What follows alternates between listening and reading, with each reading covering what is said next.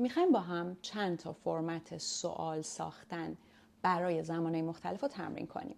What do you do؟ کلن چی کار میکنی؟ Present simple، کار روتین. What are you doing؟ الان داری چی کار میکنی؟ Present continuous، am is are به اضافه فعل ing دار. داشتی چی کار میکردی وقتی من بهت زنگ زدم؟ What were you doing when I called you؟ was were ing past continuous، کاری که در حال انجام بوده در گذشته. آخر هفته گذشته چی کار کردی؟ What did you do last weekend؟ past simple، گذشته ساده. قراره که هفته دیگه چی کار کنی؟ What are you going to do next week؟ از صبح تا حالا داری چی کار میکنی؟ What have you been doing since morning؟ اخیراً چی کار کرده ای؟ چه کار کرده ای؟ What have you done